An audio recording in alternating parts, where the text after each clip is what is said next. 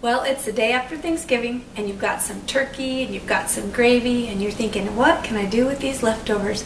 Well, I have an idea. Why don't you try turkey and dumplings? All you need is flour, baking powder and salt, oil and milk, and you probably have those around in your cupboard anyway, so why don't you give it a try? You might love it. Whether you're making dumplings with chicken or dumplings with turkey, you need to start out with a big pan with a steamer rack. This one's really easy to clean. I like it a lot. And you just sit it in there on the broth. But this one raises your dumpling batter maybe 3/8 of an inch up off the water, so it's actually being cooked by the steam. If you drop it right into a pan without something like this, the bottom of your dumplings will end up being really wet, moist, actually slimy, and some people don't like it that way. Our family likes them plump, fluffy, and moist. The way I get mine started is I either use some chicken broth or some kind of, you could just put water into it, but the chicken broth gives the best flavor. You can use canned chicken broth, or if you maybe steamed or stewed your chicken all day in a big pot of water, you can take some of that water and put it down in here and then heat it up. Put the lid on it and get some heat built up. The three main dry ingredients are flour. We're going to put 3 cups of flour in the sifter.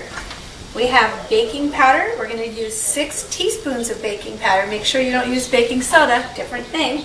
And then for salt, we're using 1½ teaspoons. We're going to put all of those into the sifter and sift them together. So here's 3 cups of flour. I've got 2 in there already. And here's the 6 teaspoons of baking powder. And here is the 1½ teaspoons of salt. After you get all 3 of those ingredients in here, you sift it together.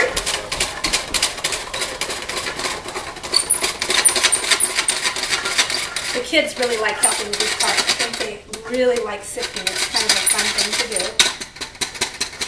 Okay. That's all. I have 1½ cups of milk. And I'm going to put in there 6 tablespoons of oil. I used olive oil, but you could use whatever you have. Mix that together a little bit. Okay, you're going to mix the oil and the milk into the dry ingredients. You're going to mix it just until it's moistened. Don't make it so it's all smooth.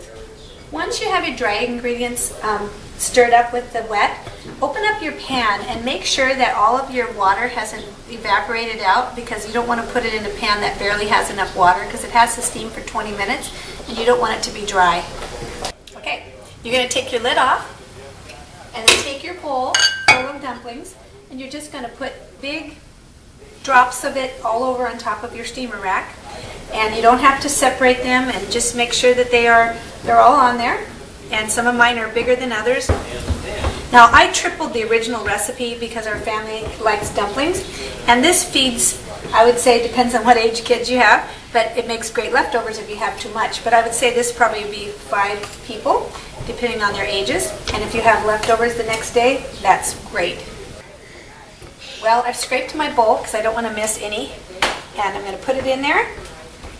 And I'm going to put the lid on and set my timer for 20 minutes, and you just need to make sure you don't run out of water in there and keep it steaming. Okay, I have my leftover gravy, my turkey gravy. I'm just going to put the whole thing right into this pan, and it already has salt and pepper on it. This is my leftovers from my turkey, and I'm going to use all of this turkey that's all deboned. I'm going to put it right in here. As my turkey heats up, I kind of break it up into my gravy, and I think I might add some more, some cold water with flour to kind of thicken it up a little bit, because it's a little bit runny. So I'll do that.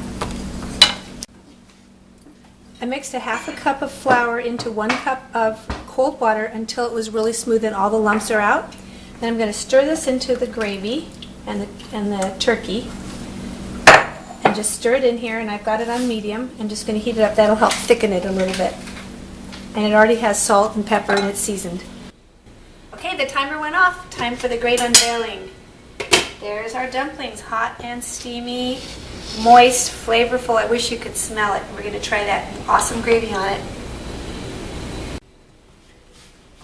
And here you have it. The dumplings are moist, hot, and flavorful, and I've added the turkey gravy with lots of leftover turkey. It's a perfect thing to have the day after Thanksgiving. I hope you'll give it a try. It's really good, so enjoy it.